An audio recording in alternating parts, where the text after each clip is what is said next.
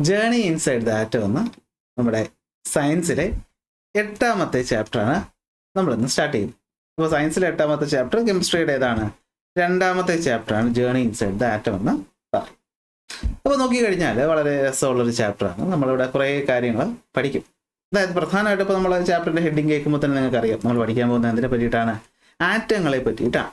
അപ്പോൾ നമ്മൾ ചെറിയ ക്ലാസ്സിൽ പഠിച്ചിട്ടുണ്ട്. നമ്മുടെ ലോകത്ത് കാണുന്ന എല്ലാ വസ്തുക്കളും നിർമ്മിച്ചിട്ടുള്ളത് എന്തുപയോഗിച്ചിട്ടാണ്? മാറ്റർ ഉപയോഗിച്ചിട്ടാണ്, അല്ലേ? അങ്ങനെയല്ലേ പഠിച്ചിട്ടുള്ളത്? ഈ മാറ്ററിന്റെ കെമിക്കൽ പ്രോപ്പർട്ടീസിനെ പറ്റിയിട്ടല്ലേ നമ്മൾ കെമിസ്ട്രി എന്ന വിഷയത്തിൽ തന്നെ എന്ത് ചെയ്യുന്നത്, പഠിക്കുന്നത്? അപ്പോൾ ആ മാറ്റർ എന്തുകൊണ്ടാണ് നിർമ്മിച്ചിട്ടുള്ളത്, അല്ലെ? ആർക്കും വരുന്ന ഒരു സംശയമാണ്, അല്ലേ? നമ്മൾ ഈ പറയുന്ന നിങ്ങളുടെ മുമ്പിൽ കാണുന്ന എല്ലാ വസ്തുക്കളും ഇത് എന്ത് വെച്ചാണ് ഉണ്ടാക്കിയിട്ടുള്ളത്? ഈ ഒരു ക്യൂരിയോസിറ്റി മനുഷ്യനെ കൊണ്ടെത്തിച്ച ഒരു കോൺസെപ്റ്റാണ് ആറ്റം എന്ന് പറയുന്നത്. അതായത് എല്ലാ വസ്തുക്കളും നമ്മുടെ പ്രപഞ്ചത്തിലുള്ളത് മാറ്റർ കൊണ്ട് നിർമ്മിച്ചിട്ടുണ്ട്. അപ്പോൾ ആ മാറ്റർ നമ്മൾ ഇങ്ങനെ ഡിവൈഡ് ചെയ്ത് പോയി കഴിഞ്ഞാൽ അതിൽ ഏറ്റവും അവസാനം കിട്ടുന്ന ഒരു കാര്യമാണ് ആറ്റം എന്ന് പറയുന്നത്. ഇത് ഞാൻ പറഞ്ഞതല്ല, പണ്ട് മുതലേ പല ചിന്തകന്മാരും പറഞ്ഞു. പിന്നീട് നമ്മുടെ ഡാൾട്ടൺ ആണെങ്കിൽ എന്ത് ചെയ്തു, അത് പ്രൂവ് ചെയ്ത് കാണിക്കുകയും ചെയ്തു. അപ്പോൾ നമ്മൾ ആ കാര്യങ്ങളൊക്കെയാണ് പഠിക്കാനായിട്ട് പോകുന്നത്. ഇനി ഈ പറഞ്ഞ ആറ്റമാണോ നിലവിൽ അല്ലെങ്കിൽ സത്യത്തിൽ ഏറ്റവും ചെറിയ പാർട്ടിക്കിൾ എന്ന് പറയുന്നത്? അത് നമുക്ക് പിന്നെ ഡിവൈഡ് ചെയ്യാൻ പറ്റുമോ? അങ്ങനെ ഡിവൈഡ് ചെയ്യാൻ പറ്റിയാൽ അതിനകത്ത് എന്തൊക്കെ ഉണ്ട്, അതെങ്ങനെ ഇരിക്കുന്നത് കാണാനായിട്ട്? അപ്പോൾ അങ്ങനെയുള്ള കാര്യങ്ങളെ പറ്റിയിട്ടാണ് നമ്മൾ ഈ ഒരു ചാപ്റ്ററിന് ആദ്യ ഭാഗത്ത് പഠിക്കാനായിട്ട് പോകുന്നത്. ഇന്നത്തെ ഒരു ക്ലാസ് കൊണ്ട് നമ്മൾ അത്രയും കാര്യം എന്ത് ചെയ്യും, കംപ്ലീറ്റ് ചെയ്യും. സോ ആദ്യമായിട്ട് നമ്മുടെ ചാനൽ കാണുന്നവരാണെങ്കിൽ നിങ്ങളെങ്കിലും ഉറപ്പായിട്ടും എന്ത് ചെയ്യുക, ചാനൽ സബ്സ്ക്രൈബ് ചെയ്യാനും ക്ലാസ് ഇഷ്ടപ്പെട്ടാൽ ലൈക്ക് ചെയ്യാനും അതുപോലെ നിങ്ങളുടെ കൂട്ടുകാർക്ക് ഷെയർ ചെയ്ത് കൊടുക്കാനും മറക്കണ്ട. ഓൺലൈൻ ബാച്ചിലേക്കുള്ള അഡ്മിഷൻ നടന്നുകൊണ്ടിരിക്കുന്നു. സോ നിങ്ങൾക്ക് അഡ്മിഷൻ എടുക്കാൻ താല്പര്യമുണ്ട് എങ്കിൽ എന്ത് ചെയ്യുക, മുകളിൽ കാണുന്ന നമ്പറിൽ കോൺടാക്ട് ചെയ്യുക. ഇന്ത്യയിൽ അല്ലെങ്കിൽ നമ്മുടെ കേരളത്തിലുള്ള കുട്ടികൾക്കും ഉണ്ട്, അതുപോലെ തന്നെ നമ്മുടെ വിദേശ ചില നമ്മുടെ ഗൾഫ് രാജ്യങ്ങളിലൊക്കെ CBSE പഠിക്കുന്ന കുട്ടികൾക്ക് വേണ്ടിയിട്ട് സെപ്പറേറ്റ് സാറ്റർഡേ സൺഡേ ബാച്ചും അവൈലബിൾ ആണ്. സോ താല്പര്യം ഉണ്ടെങ്കിൽ ഉറപ്പായിട്ട് കോൺടാക്ട് ചെയ്യുക. നമ്മൾ എന്ത് ചെയ്യാൻ പോകുന്നു, ചാപ്റ്ററിലേക്ക് കടക്കുന്നു.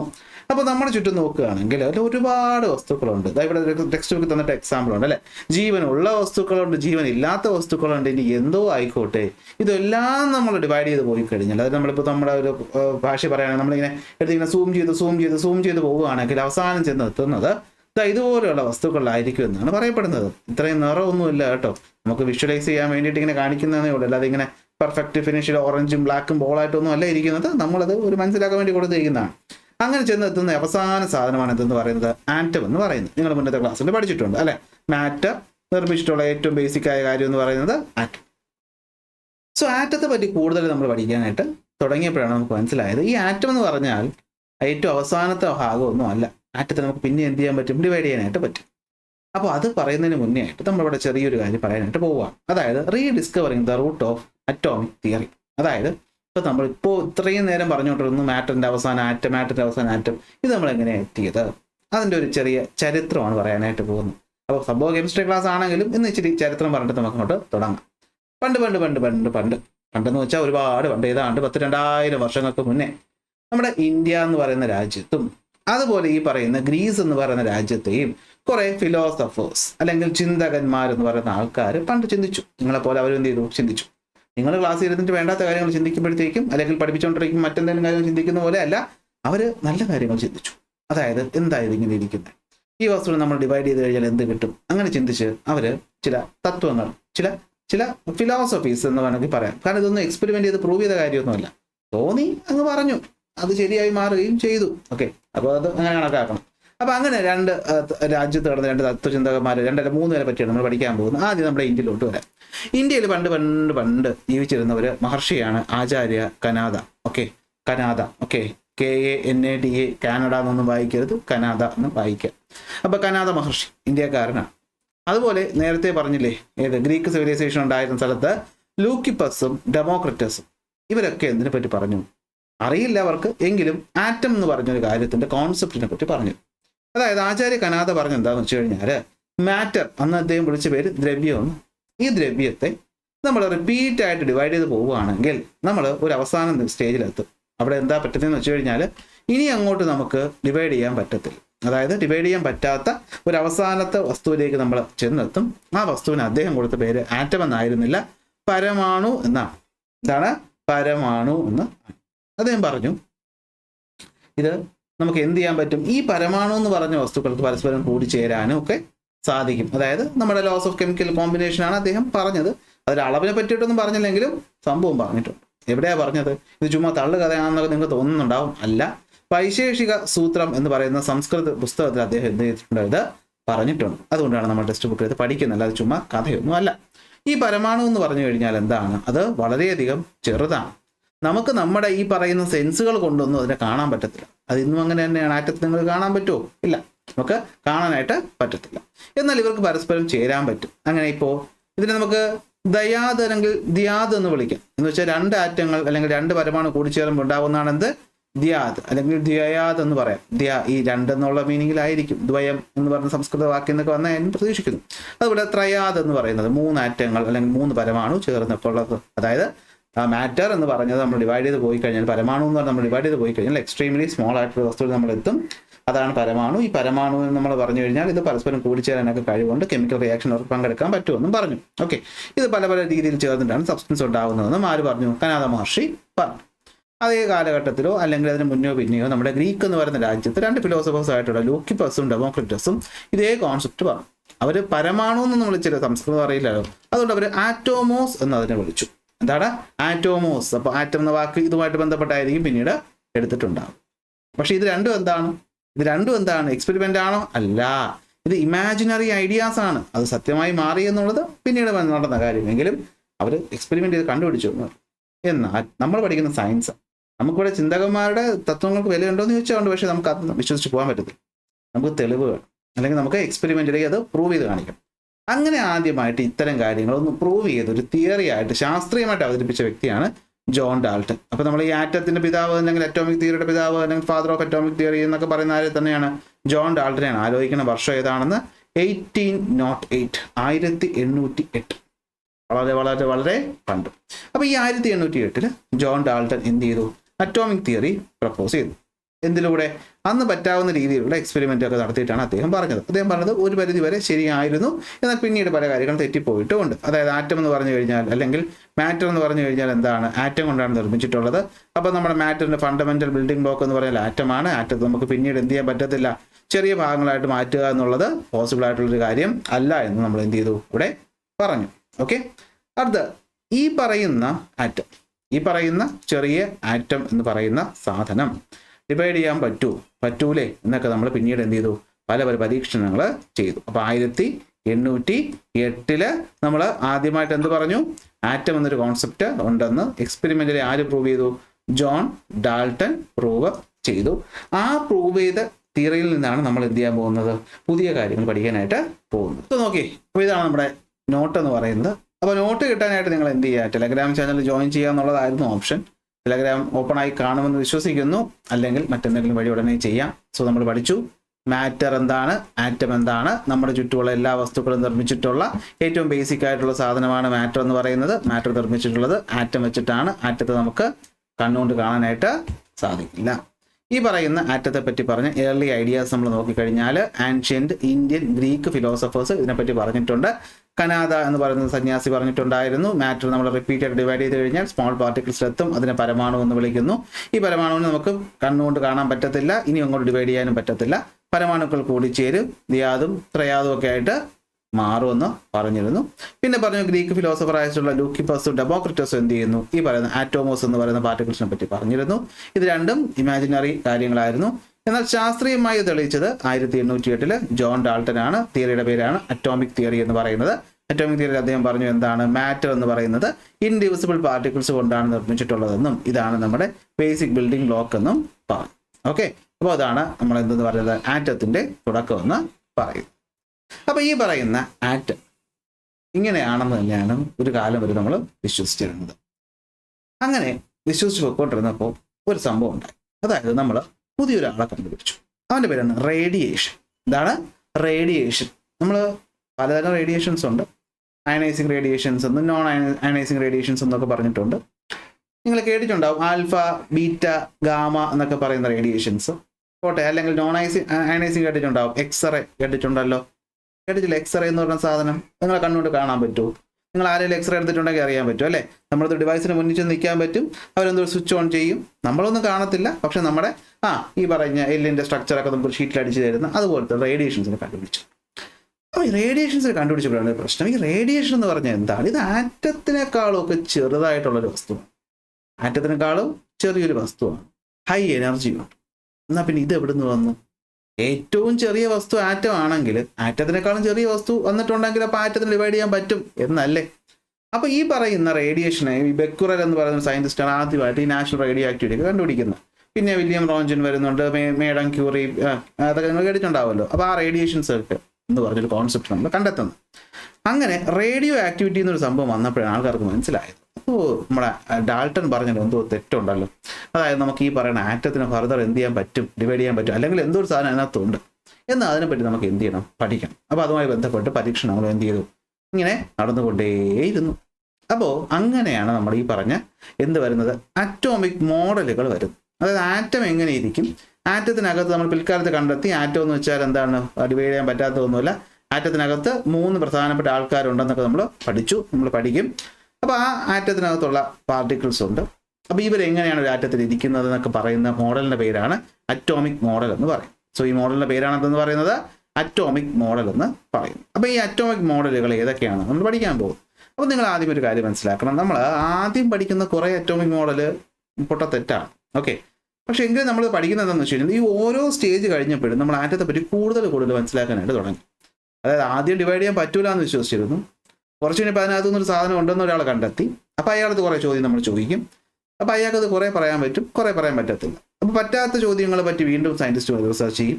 അങ്ങനെ അവരതിൻ്റെ ഉത്തരം കണ്ടെത്തും. അങ്ങനെ കണ്ടെത്തിയാണ് നമ്മൾ ഇന്നത്തെ ആധുനികമായിട്ടുള്ള മോഡേൺ അറ്റോമിക് തിയറി വന്നിട്ടുള്ളത്. സോ ആ ഒരു കാര്യമാണ് നമ്മൾ പറയാനായിട്ട് പോകുന്നത്. സോ ആദ്യം പറയുന്ന കാര്യങ്ങൾ തെറ്റാണെങ്കിലും അതിന് ഇമ്പോർട്ടൻസ് ഉണ്ട് എന്നെങ്കിലും നിങ്ങൾ മനസ്സിലാക്കുക. അപ്പോൾ എന്താണ് നമ്മൾ പറഞ്ഞുകൊണ്ടിരുന്നത്, ഈ ആറ്റം എന്ന് പറയുന്ന സാധനം ഡിവൈഡ് ചെയ്യാൻ പറ്റാത്തതാണെന്ന് നമ്മൾ വിശ്വസിച്ചിരുന്നൊരു കാലത്ത് റേഡിയേഷനുകളുടെ വരവോടുകൂടി നമുക്ക് മനസ്സിലായി ആറ്റത്തെക്കാളും ചെറുതായിട്ടുള്ള ഇൻവിസിബിൾ ആയ എനർജി പാർട്ടിക്കിൾസ് ആണ് ഈ പറയുന്ന റേഡിയേഷൻസ് എന്ന് പറയുന്നത്. ചില എലമെന്റുകളിൽ നിന്ന് എന്ത് ചെയ്യും, എമിറ്റ് ചെയ്യും. അങ്ങനെ എമിറ്റ് ചെയ്യുന്നതിനാണ് നമ്മൾ റേഡിയോ ആക്ടിവിറ്റി എന്നൊക്കെ പറയുന്നത്. നിങ്ങൾ ഈ ന്യൂക്ലിയർ പവർ പ്ലാന്റുകളിൽ റേഡിയേഷൻ ഉണ്ടാകും എന്നൊക്കെ പറഞ്ഞിട്ട് വാർത്തയിലൊക്കെ കേട്ടിട്ടുണ്ടാവത്തില്ലേ? ഒരു മഞ്ഞ ബ്ലാക്ക് സിമ്പിളൊക്കെ നിങ്ങൾ കണ്ടിട്ടുണ്ടാവത്തില്ലേ? അപ്പോൾ ആ സാധനങ്ങളാണ് റേഡിയേഷൻസ് എന്ന് പറയുന്നത്. അപ്പോൾ അവരെ പറ്റി പഠിച്ചപ്പോഴാണ് മനസ്സിലായത് എന്താണ്, അവർ ആറ്റത്തെക്കാളും ചെറുതാണ്. അപ്പോൾ ആറ്റത്തെക്കാളും ചെറുതാണെങ്കിൽ അപ്പോൾ ആറ്റം ഡിവൈഡ് ചെയ്യാൻ പറ്റണം, അല്ലെങ്കിൽ ആറ്റത്തിനകത്ത് എന്തോ ഉണ്ട്. അങ്ങനെ നമ്മൾ ആറ്റത്തിൻ്റെ ഇൻറ്റീരിയറിനെ പറ്റി പഠിക്കാനായിട്ട് തുടങ്ങി. അങ്ങനെ തുടങ്ങി നമ്മൾ ആദ്യം നടത്തിയൊരു പരീക്ഷണമാണ് നമ്മുടെ ജെ തോംസന്റെ പരീക്ഷണം എന്ന് പറയും. പരീക്ഷണത്തിൻ്റെ പേരാണ് കാഥോഡ് റേ എക്സ്പെരിമെൻറ്റ്. ഇതാണ് കാഥോഡ് റേ എക്സ്പെരിമെൻറ്റ്. അപ്പോൾ എന്താണെന്ന് ഞാൻ ആദ്യം ഒന്ന് വിശദമായിട്ട് പറഞ്ഞുതരാം. അപ്പോൾ കാഥോഡ് റേ എക്സ്പെരിമെൻറ്റ് ചെയ്യാനായിട്ട് നമുക്ക് എന്തുവാ വേണ്ടതെന്ന് വെച്ച് കഴിഞ്ഞാൽ നമ്മൾക്ക് ആദ്യം ഒരു ഗ്ലാസ് ട്യൂബ് വേണം. ഇതാണ് ഗ്ലാസ് ട്യൂബ്, ഈ കാണുന്നതാണ് ഗ്ലാസ് ട്യൂബ്. ഈ ഗ്ലാസ് ട്യൂബിനകത്ത് നമ്മൾ ആദ്യം ഒരു ലോ പ്രഷർ ഗ്യാസ് നിറയ്ക്കും. എന്ത് നിറയ്ക്കും? ലോ പ്രഷറിൽ നമ്മളൊരു ഗ്യാസ് നിറയ്ക്കും. ഞാൻ ആദ്യം ഇത് പറഞ്ഞുതരാം, എന്നിട്ട് ടോപ്പിക്കിലോട്ട് പോകും. എന്നിട്ട് നമ്മൾ ഇതിനകത്ത് കറണ്ട് കൊടുക്കാൻ പോകും. അപ്പോൾ കറണ്ട് കൊടുക്കാനായിട്ട് നമുക്ക് വേണം ഒരു മെറ്റൽ പീസ് വേണം. അപ്പോൾ നമ്മളതിൽ ഒരു പീസ് എടുത്ത് ഇവിടെ വെച്ചു, മറ്റൊന്നെടുത്ത് ഇവിടെ വെച്ചു. എന്നിട്ട് ഒരുത്തന്നെ പിടിച്ച് നമ്മൾ ബാറ്ററിയുടെ നെഗറ്റീവ് ടെർമിനലിൽ കൊടുത്തു. ശ്രദ്ധിക്കുക, നെഗറ്റീവ് ടെർമിനലിൽ കൊടുത്ത ഈ പറഞ്ഞ മെറ്റൽ പീസിന്റെ പേരാണ് കാഥോഡ്. അപ്പോൾ എക്സ്പെരിമെന്റിന്റെ പേര് കാഥോഡ് റേ എക്സ്പെരിമെന്റ് ആണെന്ന്. അപ്പോൾ കാഥോഡായിട്ട് എന്തോ ബന്ധമുണ്ട്. അടുത്ത പോസിറ്റീവ് ടെർമിനലിൽ നമ്മൾ കണക്ട് ചെയ്ത ആളുടെ പേരാണ് എന്ത്? ആനോഡ്. എന്താണ്? ആനോഡ്. അപ്പോൾ ഒരു ഗ്ലാസ് ട്യൂബ് എടുത്തു, അതിനകത്തുള്ള എയർ മൊത്തം വാക്യൂം പമ്പ് വെച്ച് കളഞ്ഞിട്ട് ലോ പ്രഷറിൽ ഒരു ചെറിയ ഗ്യാസ് വെച്ചു, അല്ലെങ്കിൽ വാക്യൂം പോലെ ആക്കി എന്ന് പറയുന്നതായിരിക്കും ശരി. എന്നിട്ട് നമ്മൾ എന്ത് ചെയ്തു? ഒരു കാഥോഡും ആനോഡും കൊടുത്തിട്ട് കറണ്ട് കൊടുത്തു. നോർമലി എന്ത് സംഭവിച്ചിട്ടുണ്ടാവും? നിങ്ങൾക്ക് ഇലക്ട്രിസിറ്റിയെ പറ്റിയിട്ട് വലിയൊരു ഐഡിയ ഒന്നും ഇല്ലെങ്കിലും നിങ്ങൾക്കൊരു ഐഡിയ ഉണ്ടാവും. ഈ നെഗറ്റീവിൽ നിന്ന് നെഗറ്റീവ് ചാർജ് വന്നു എന്നൊരു ഐഡിയ ഉണ്ടാവുമല്ലോ. അങ്ങനെ ഈ നെഗറ്റീവ് ചാർജുകൾ ഇവിടെ ഒന്ന് നിറഞ്ഞു എന്ന് നിങ്ങൾ സങ്കല്പിക്കുക. നെഗറ്റീവ് ചാർജ് ഇവിടെ ഒന്ന് നിറഞ്ഞു. ഓക്കെ, കുറച്ച് കഴിഞ്ഞിട്ട് ഇവിടെയാണെങ്കിൽ പോസിറ്റീവ് ചാർജും വന്ന് നിറഞ്ഞു. ഇതെങ്ങനെ അല്ലെങ്കിലും ഞാൻ നിങ്ങളുടെ ഒരു ബേസിക് ഐഡിയയ്ക്ക് വേണ്ടി പറഞ്ഞു തരുന്നതാണ്. ബാറ്ററിയുടെ പോസിറ്റീവിൽ നിന്ന് പോസിറ്റീവും വന്നു, നെഗറ്റീവും വന്നു. സത്യത്തിൽ അങ്ങനെയൊന്നും അല്ല, എങ്കിലും ഐഡിയയ്ക്ക് വേണ്ടി പറയാം. അപ്പോൾ അങ്ങനെ നിൽക്കുന്ന സമയത്ത് എന്താ നമ്മൾ കണ്ടതെന്ന് വെച്ച് കഴിഞ്ഞാൽ, കുറച്ച് കഴിഞ്ഞപ്പോഴത്തേക്കും നമ്മൾ കണ്ടെന്താണെന്ന് വെച്ച് കഴിഞ്ഞാൽ ഈ കാഥോഡിൻ്റെ ഭാഗത്തു നിന്ന് എന്തോ ഒരു വസ്തു നേരെ എങ്ങോട്ട് പോകുന്നുണ്ട്, ഈ ആനോഡിലേക്ക് ഹൈ വെലോസിറ്റിയിൽ ഇങ്ങനെ പോകുന്നതായിട്ട് നമ്മൾ കണ്ടു. കണ്ണുകൊണ്ടൊന്നും കണ്ടില്ല, നമ്മൾ കണ്ടു. നമ്മൾ എക്സ്പെരിമെന്റ് വെച്ച് കണ്ടു. നമ്മൾ പല മെറ്റീരിയൽസ് ഒക്കെ ഉപയോഗിച്ച് കണ്ടുപിടിച്ചു. ഇതാണ് കാഥോഡിൽ നിന്ന് എന്തോ ഒരു വസ്തു ആനോഡിലോട്ട് പോകും. ആരായത്? നെഗറ്റീവ് ആയ ഇലക്ട്രോഡിൽ നിന്ന് പോസിറ്റീവ് ആയിട്ട് എന്തോ ഒരു വസ്തു പോകും. അപ്പോൾ സംശയമായി ജെ തോംസൺ, എന്താ സംഭവം? അപ്പോൾ അയാൾ എന്ത് ചെയ്തു? ഇനിയിപ്പോൾ ഗ്യാസിൻ്റെ എന്തെങ്കിലും മോളിക്യൂൾ ആണെന്ന് വെച്ചാൽ അദ്ദേഹം എന്ത് ചെയ്തു? പല ഗ്യാസുകൾ ഇതിനകത്ത് നിറച്ചു നോക്കി. ഏത് ഗ്യാസ് നിറച്ചപ്പോഴും എന്താണ്? ഇതേപോലൊരു സാധനം പോകുന്നുണ്ട്, മാറ്റും. എന്നാൽ പിന്നെ ഈ മെറ്റലിൽ നിന്ന് വല്ല സംഭവിച്ചാണെന്ന് വെച്ചിട്ട് ഇവിടെ ഇരുമ്പ് അല്ലെങ്കിൽ ഗോൾഡ്, സിൽവർ അങ്ങനെയുള്ള പല മെറ്റലുകൾ വെച്ചു നോക്കി. അപ്പോഴും എന്ത് ചെയ്യുന്നുണ്ട്, ഒരു കോമൺ സാധനം ഇതുവഴി ഇങ്ങോട്ട് പോകുന്നു. അപ്പോൾ അതിന് മനസ്സിലായി എന്താണ് മെറ്റീരിയൽ ഏതാണെന്ന് നോക്കാത്ത, ഇരുമ്പായിരിക്കണം, മെറ്റൽ ആയിരിക്കണമെന്നേ ഉള്ളൂ, അത് എന്ത് മെറ്റലാണെന്നുള്ള വിഷയമല്ല, ഇതിനകത്ത് ഏത് ഗ്യാസാണ് നിറച്ചത് എന്നുള്ളത് ഡിപ്പെൻഡ് ചെയ്യാത്ത എന്തോ ഒരു വസ്തു ഈ പറയുന്ന കാഥോഡിൽ നിന്നും എങ്ങോട്ട് പോകുന്നുണ്ട്, ആനോഡിലോട്ട് പോകുന്നുണ്ട്. കാഥോഡിൽ നിന്ന് എങ്ങോട്ട് പോകുന്നുണ്ട്, ആനോഡിലോട്ട് പോകുന്നു. അപ്പോൾ കാഥോഡിൽ നിന്ന് പോയത് കൊണ്ട് അദ്ദേഹം അതിനെ എന്ത് വിളിച്ചു, കാഥോഡ് റേ എന്ന് വിളിച്ചു. കാഥോഡിൽ നിന്ന് പോകുന്നതല്ലേ, അതുകൊണ്ട് തന്നെ വിളിച്ച പേരാണെന്ത്, കാഥോഡ് റേ. എന്തുവാണ്, കാഥോഡ് റേ എന്ന് വിളിച്ചു. എന്ത് വിളിച്ചു, കാഥോഡ് റേ എന്ന് വിളിച്ചു. ഈ കാഥോഡ് റേ പിന്നീട് നമ്മൾ പഠിച്ചു കഴിഞ്ഞപ്പോഴാണ് മനസ്സിലായത്, ഈ കാഥോഡ് റേ എന്ന് പറയുന്നത്, നമ്മൾ ഇതിനകത്ത് വേറെ കുറേ പരീക്ഷണം നടത്തും, നമ്മൾ ചെറിയ ക്ലാസ് ആയിട്ട് അത് പറയാത്ത നേരെ കാര്യത്തിലോട്ട് പോവാം. ഈ കാഥോഡ് റേയെ പറ്റി നമ്മൾ കുറേ കൂടി നോക്കിയപ്പോഴാണ് നമുക്ക് മനസ്സിലായത്, ഈ കാഥോഡ് റേ എന്ന് വെച്ച് കഴിഞ്ഞാൽ നെഗറ്റീവ് ചാർജ് ആയ വസ്തുവാണ്. അതായത് ഇവിടെ ഈ നെഗറ്റീവ് ചാർജ് കൂടുന്നതുകൊണ്ട് ഇവിടെ പോസിറ്റീവ് ചാർജ് വയ്ക്കുന്നുണ്ട്. അപ്പോൾ എന്താ പറ്റിയെന്ന് വെച്ച് കഴിഞ്ഞാൽ, ഈ മെറ്റലിൽ നിന്നും, ഈ പറയുന്ന മെറ്റലിൽ നിന്നും ഒരു നെഗറ്റീവ് ചാർജ് ഇളകി ആ നെഗറ്റീവ് ചാർജ് ഇങ്ങോട്ട് ഓടി പോവുകയാണ് ചെയ്യുന്നത്. നെഗറ്റീവ് ചാർജ് ഇവിടെ നിന്നും ഇളകി ആ നെഗറ്റീവ് ചാർജ് എന്ത് ചെയ്യാണ്, ഇങ്ങോട്ട് ഓടി പോവുകയാണ്. ഈ പോയ നെഗറ്റീവ് ചാർജിനെ കാഥോഡ് റേ എന്ന് വിളിച്ചു. ആ നെഗറ്റീവ് ചാർജാണ് നമ്മൾ പിന്നീട് എന്തെന്ന് വിളിച്ചത്, ഇലക്ട്രോൺ എന്ന് വിളിച്ചത്. എന്ത് വിളിച്ചത്, ഇലക്ട്രോൺ എന്ന് വിളിച്ചത്. അതായത് എല്ലാ മെറ്റലിനകത്തും അപ്പോൾ എന്തുണ്ട്, എല്ലാ മെറ്റലിനകത്തും എന്തുണ്ട്, ഇലക്ട്രോൺ ഉണ്ട്. അതുകൊണ്ടാണല്ലോ ഏത് മെറ്റൽ നമ്മളിവിടെ കൊണ്ടുവന്ന് വെച്ചാലും കാഥോഡ് റേ പോകുന്നുണ്ട്. ഇവിടുത്തെ ഗ്യാസ് നമ്മൾ ഏത് വെച്ചിട്ട് ഒരു ഇൻഫ്ലുവൻസും ഇല്ല, ഇപ്പോൾ ഗ്യാസിന് അവിടെ ഒരു സ്വാധീനം ഇല്ല എന്നുള്ളത് നമുക്ക് മനസ്സിലായി. പിന്നെ അപ്പോൾ നിങ്ങൾ ചോദിക്കും എന്തിനാണ് ഈ വാക്യൂം പമ്പൊക്കെ വെച്ച് ഇങ്ങനെ ചെയ്തതെന്ന് വെച്ച് കഴിഞ്ഞാൽ, ഇതിനിടയിൽ ആരും ഇല്ലാതിരിക്കാൻ വേണ്ടിയിട്ടാണ്. ഈ ഇലക്ട്രോൺ എന്ന് വെച്ചാൽ എക്സ്ട്രീംലി സ്മോൾ അല്ലേ, അപ്പോൾ അതിന് ഇവിടുന്ന് പോകുമ്പോൾ ഇതിനിടയിൽ വേറെ ഗ്യാസ് മോളിക്യൂൾസ് ഒക്കെ ഇരുന്ന് അത് തട്ടാൻ ചാൻസ് ഇല്ലേ, അതിനാണ് നമ്മൾ ഇവന് ഇവാക്യുവേറ്റ് ചെയ്ത് ഒരു ചെറിയ ഗ്യാസിനെ ഫില്ല് ചെയ്തത്. അപ്പോൾ നമുക്ക് മനസ്സിലായി എന്താണ്, എല്ലാ മെറ്റലിനകത്തും അപ്പോൾ നെഗറ്റീവ് ചാർജുള്ള വസ്തുവുണ്ട്. എല്ലാ മെറ്റലിനകത്തും നെഗറ്റീവ് ചാർജുള്ള വസ്തുവുണ്ട്. കറണ്ട് കൊടുക്കുമ്പോൾ എന്തോ കാര്യം കൊണ്ട് ഈ നെഗറ്റീവ് ചാർജ് ഇവിടെ നിന്ന് ചാടി പുറത്തോട്ട് പോയിട്ട് അതാണ് എന്ത് ചെയ്തത്, ഇങ്ങോട്ട് പോകുന്നത്. അപ്പോൾ ഈ പറയുന്ന നെഗറ്റീവ് ചാർജുള്ള വസ്തുവിനെയാണ് നമ്മൾ ഇലക്ട്രോൺ എന്ന് പറഞ്ഞത്. പിന്നീട് ഒരുപാട് പരീക്ഷണം നടത്തി അതിൻ്റെ മാസ് നമ്മൾ കണ്ടുപിടിച്ചു, അതിൻ്റെ ചാർജ് നമ്മൾ കണ്ടുപിടിച്ചു. അതിൻ്റെ ചാർജ് എന്ന് പറഞ്ഞു കഴിഞ്ഞാൽ അത് -1.602 × 10⁻⁻⁹ കുളമ്പാണെന്ന് കണ്ടുപിടിച്ചു. ഭയങ്കര ചെറുതാണ്. അതിൻ്റെ മാസ് നമ്മൾ കണ്ടുപിടിച്ചു. അപ്പോൾ നമ്മൾ എക്സ്പെക്ട് ചെയ്ത ഒരു ആറ്റത്തിൻ്റെ മാസിനേക്കാളും ചെറുതാണെന്ന് മനസ്സിലായി. അപ്പോൾ അത് ആറ്റത്തിനകത്ത് നിന്ന് വന്നതാണെന്ന് നമുക്ക് മനസ്സിലായി. അങ്ങനെ ആറ്റത്തിനകത്ത് ഇലക്ട്രോൺ ഉണ്ടെന്ന് നമുക്ക് മനസ്സിലായി. ആറ്റത്തിനകത്ത് എന്തുണ്ടെന്ന് മനസ്സിലായി, ഇലക്ട്രോൺ ഉണ്ടെന്ന് മനസ്സിലായി. അപ്പോൾ എന്താണ് cathode ray experiment? 1897 J.J. Thomson എന്ത് ചെയ്തു എന്ന് വെച്ച് കഴിഞ്ഞാൽ, ഒരു കാഥോഡ് ട്യൂബിനകത്ത്, ഒരു ഗ്ലാസ് ട്യൂബിനകത്ത് ഒരു ലോ പ്രഷർ ഗ്യാസ് വെച്ചിട്ട് 2 ഇലക്ട്രോഡ് വെച്ചിട്ട് അതിലേക്ക് ഹൈ വോൾട്ടേജ് കൊടുത്തു. അതിൽ പോസിറ്റീവ് ചാർജ് കൊടുത്തവനെ നമ്മൾ എന്ത് വിളിച്ചു, കാഥോഡ് എന്ന് വിളിച്ചു. നെഗറ്റീവ് കൊടുത്തവന് മാറിപ്പോയി അല്ലേ, നെഗറ്റീവ് കൊടുത്തവനെ നമ്മൾ കാഥോഡ് എന്ന് വിളിച്ചു. പോസിറ്റീവ് കൊടുത്തവനെ നമ്മൾ ആനോഡ് എന്നും വിളിച്ചു. കറണ്ട് കൊടുത്തപ്പോൾ എന്താ പറ്റിയെന്ന് വെച്ചാൽ, കാഥോഡിൽ നിന്നും ഒരു സ്ട്രീം ഓഫ് റേ എന്ത് ചെയ്യുന്നുണ്ട്, നെഗറ്റീവ് ചാർജ് പാർട്ടിക്കിൾസിൻ്റെ റേ ആനോഡിലോട്ട് പോകുന്നുണ്ട്. ഈ പോയ ആളെയാണ് നമ്മൾ പിന്നീട് എന്ത് വിളിച്ചത്, ഇലക്ട്രോൺ എന്ന് വിളിച്ചത്. അങ്ങനെയുള്ള ഇലക്ട്രോണിന്റെ ചാർജ് പിന്നീട് കണ്ടെത്തിയത് അത് -1.602 × 10⁻⁻⁹ കുളമ്പാണ്. നമ്മളതിനെ -1 ചാർജ് എന്ന് പറയും. അപ്പോൾ ഒരു ഇലക്ട്രോണിന്റെ ചാർജ് -1 ആയിട്ട് നിങ്ങൾ കണക്കാക്കി വയ്ക്കുക. അങ്ങനെ നമ്മൾ ആരെ കണ്ടുപിടിച്ചു, ഇലക്ട്രോണിനെ കണ്ടുപിടിച്ചു. അങ്ങനെ നമ്മൾ ഡാൾട്ടന്റെ അറ്റോമിക് തിയറിയോടെ ഫെയിലായി. ആറ്റം ഡിവൈഡ് ചെയ്യാൻ പറ്റും, അല്ലെങ്കിൽ ആറ്റത്തിനകത്ത് എന്തായാലും നെഗറ്റീവ് ചാർജ് ഉള്ളൊരു വസ്തു ഉണ്ട് എന്നുള്ള കാര്യം നമുക്ക് എന്ത് ചെയ്തു, പിടിയിട്ടു. അപ്പോൾ ആറ്റത്തിനകത്ത് എന്തുണ്ട്, നെഗറ്റീവ് ചാർജ് ഉള്ളൊരു വസ്തു ഉണ്ട് എന്ന് നമുക്ക് മനസ്സിലായി. അങ്ങനെ നമ്മൾ ആദ്യത്തെ സബ് അറ്റോമിക് പാർട്ടിക്കിളിനെ കണ്ടെത്തിയിരിക്കുകയാണ് സുഹൃത്തുക്കളെ. ആദ്യം കണ്ടെത്തിയ സബ് അറ്റോമിക് പാർട്ടിക്കിളാണ് അപ്പോൾ ആരെന്ന് പറയുന്നത്, ഇലക്ട്രോൺ. ആരാണ്, ഇലക്ട്രോൺ. സോ ആറ്റത്തിനകത്ത് ഒരു നെഗറ്റീവ് ചാർജുള്ള വസ്തു ഉണ്ട്, അവന്റെ പേരാണ് ഇലക്ട്രോൺ. കണ്ടെത്തിയത് ആരാണ്, J.J. തോംസൺ. J.J. തോംസൺ. അപ്പോൾ ഒരു ചോദ്യമോ, അതേ തോംസൺ നെഗറ്റീവ് ചാർജ് ഉണ്ടെന്ന് പറയുന്നു നിങ്ങൾ, ഞങ്ങൾ വിശ്വസിക്കാം. പക്ഷെ ഒരു ആറ്റം എന്ന് പറയുന്ന സാധനം ഇലക്ട്രിക്കലി ന്യൂട്രൽ ആണെന്നാണ് ആര് പറഞ്ഞത്, നമ്മുടെ ജോൺ ഡാൾട്ടൺ പറഞ്ഞത്. നമ്മൾ പിന്നീട് പല എക്സ്പെരിമെന്റ് നടത്തിയപ്പോൾ അത് തെളിഞ്ഞിട്ടുണ്ട്. അതായത് ഒരു ആറ്റം എന്ന് വെച്ചാൽ അതിന് ഇലക്ട്രിക്കലി ന്യൂട്രൽ ആണ്. അതായത് വലിയൊരു ആറ്റത്തിനെ വെച്ചിട്ട് ഞാൻ അവിടെ എവിടെയും പോസിറ്റീവ് നെഗറ്റീവ് എന്ന് വെച്ച് കഴിഞ്ഞാൽ അത് പെട്ടെന്ന് കയറി അട്രാക്റ്റ് ഒന്നും ചെയ്യത്തില്ല. കാരണം എന്താണ്, അത് ഇലക്ട്രിക്കലി ന്യൂട്രൽ. അപ്പോൾ താങ്കൾ പറയുന്നത് ഇതിനകത്ത് നെഗറ്റീവ് ഉണ്ട്. അപ്പോൾ എങ്ങനെയായിരിക്കും ഒരു ആറ്റം ഇരിക്കുന്ന കാണാനായിട്ട്? അതിനകത്ത് പോസിറ്റീവ് ഉണ്ടാവും. എന്താ അതിൻ്റെ സംഭവം എന്ന് ചോദിച്ചപ്പോൾ J.J. തോംസൺ കൺഫ്യൂഷനായി. അയ്യോ അത് ശരിയാണല്ലോ. അപ്പോൾ ഞാൻ പറഞ്ഞ ഇലക്ട്രോൺ എന്ന് പറയുന്നത് എല്ലാവർക്കും വിശ്വാസമായി. അപ്പോൾ അത് എങ്ങനെ ആറ്റത്തിനകത്ത് ഇരിക്കും എന്നാണ് സംശയം. അപ്പോൾ J.J. തോംസൺ എന്ത് ചെയ്തെന്ന് വെച്ച് കഴിഞ്ഞാൽ, ഏത് മനുഷ്യനും ചിന്തിക്കുന്ന വളരെ സിമ്പിളായൊരു കാര്യം ചിന്തിച്ചു.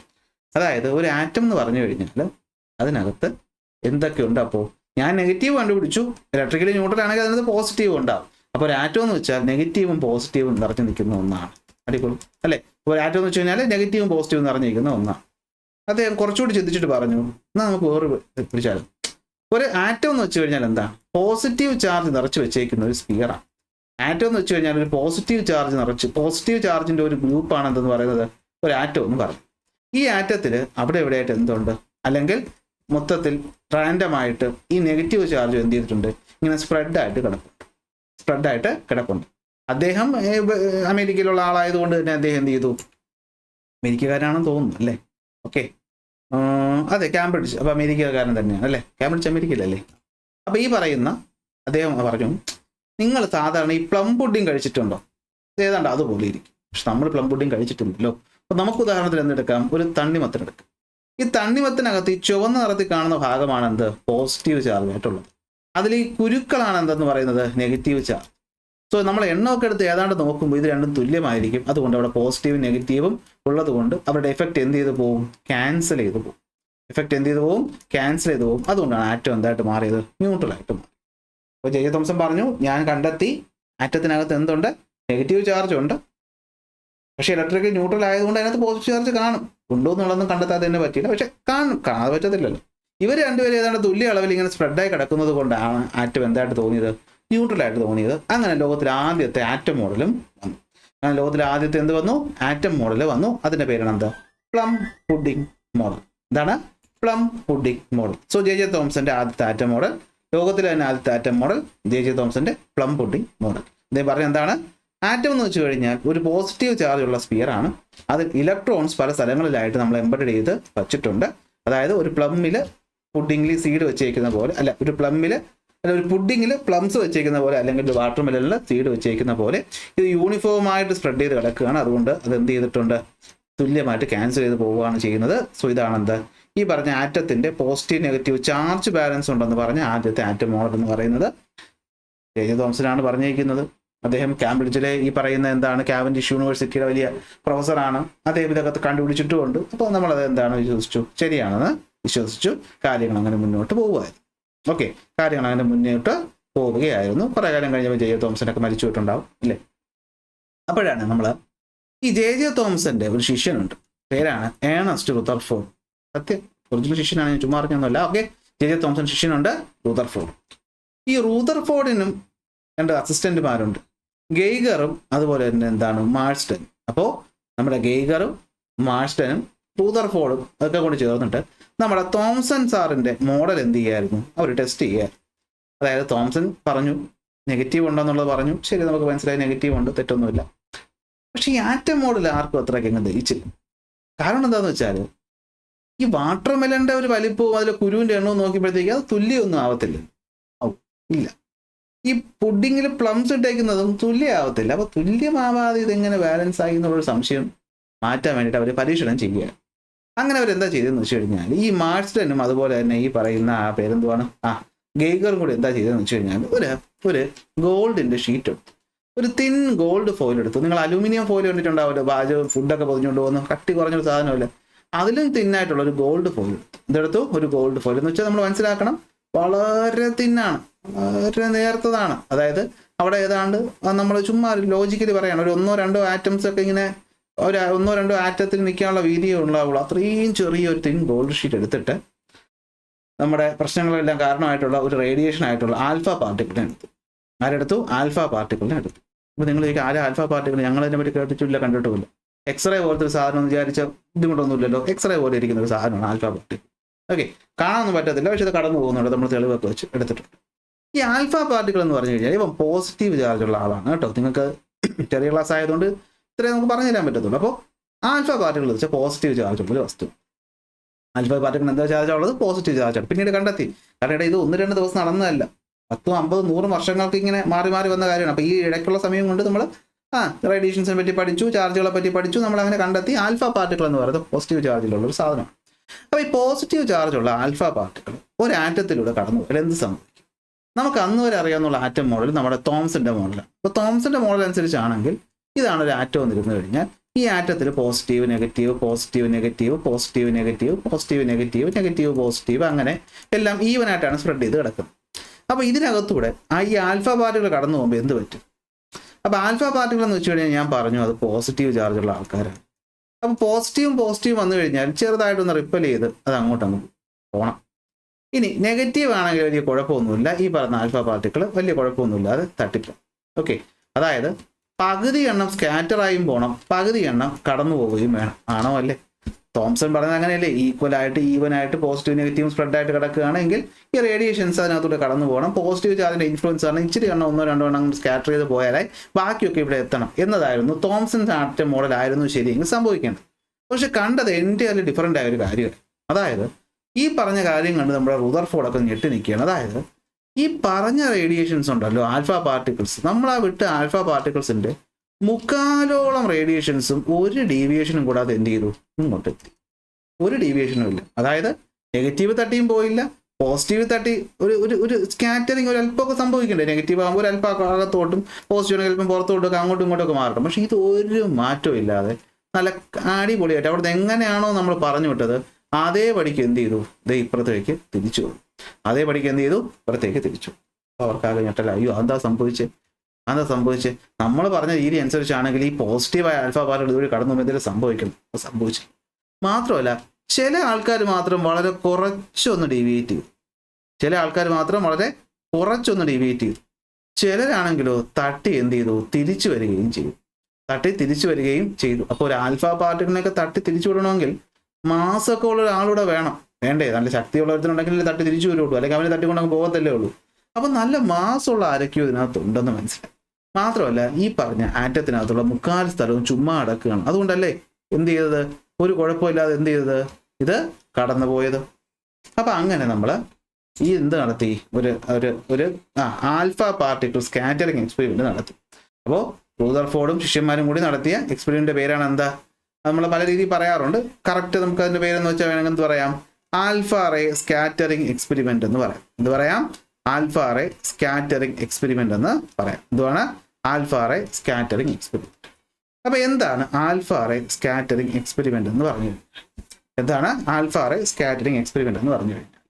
അപ്പൊ നമ്മുടെ ഗെയ്ഗറും മാഴ്സ്റ്റനും 1911 ഇവർ ആരുടെ അണ്ടറിലാണ് വർക്ക് ചെയ്യുന്നത്? റൂദർഫോർഡിന്റെ അണ്ടറിൽ വർക്ക് ചെയ്യുകയാണ്. അവർ തോംസന്റെ ആറ്റം മോഡൽ ടെസ്റ്റ് ചെയ്യാൻ വേണ്ടിയിട്ട് പോവുക. അതിനുവേണ്ടി അവർ എന്താ ചെയ്തതെന്ന് വെച്ച് കഴിഞ്ഞാൽ ഒരു നാരോ ബീം ഓഫ് ആൽഫ പാർട്ടിക്കിൾസിനെ എന്ത് ചെയ്തു? ഒരു തിൻ ഗോൾഡ് ഷീറ്റിൽ കൊണ്ടുപോയി തെറ്റിപ്പിച്ചു. ആൽഫ പാർട്ടിക്കിൾ എന്ന് വെച്ച് കഴിഞ്ഞാൽ വളരെ ചെറിയ പോസിറ്റീവ് ചാർജുള്ള പാർട്ടിക്കിളാണ്. അത് ചില റേഡിയോ ആക്റ്റീവ് എലമെന്റുകളാണ് എമിറ്റ് ചെയ്യുന്നത്. അപ്പോൾ എന്താ പറ്റിയെന്ന് വെച്ച് കഴിഞ്ഞാൽ ഇനി നമ്മൾ പിന്നീട് പഠിക്കും കേട്ടോ, ലേറ്റർ ഇൻ ദിസ് ചാപ്റ്റർ നമ്മൾ പഠിക്കും. ഈ പറയുന്ന ആൽഫ പാർട്ടിക്കിൾ എന്ന് വെച്ച് കഴിഞ്ഞാൽ ഒരു ഹീലിയത്തിന്റെ ഹീലിയം പ്രോട്ടോണിന്റെ വലിപ്പമാണുള്ളത്. നമ്മളിപ്പോൾ അത് അറിയാത്തതുകൊണ്ട് നമ്മൾ തൽക്കാലം പോസിറ്റീവ് ചാർജുള്ള ആളാണെന്ന് മനസ്സിലാക്കും. ഓക്കെ, ഇനി നമ്മുടെ തോംസന്റെ ആറ്റം മോഡൽ അനുസരിച്ച് എന്താ സംഭവിക്കുന്നത് വെച്ച് കഴിഞ്ഞാൽ ഈ പോസിറ്റീവ് ചാർജ് ആയിട്ടുള്ള ആറ്റം ഇങ്ങനെ സ്പ്രെഡ് ആയിട്ട് കിടക്കുക അല്ലേ? Positive charge negative charge spread ആയിട്ട് കിടക്കുക അല്ലേ? അപ്പോൾ എന്ത് പറ്റും? They expected the alpha particles to pass straight through the gold foil or to be deflected only slightly. അപ്പോൾ ഒന്നിന് നേരെ കടന്നു പോകണം, അല്ലെങ്കിൽ ചെറിയ ആംഗിൾ എന്ത് ചെയ്യണം? ഇത് ഡീവിയേറ്റ് ചെയ്ത് പോവുകയാണ് വേണ്ടത്.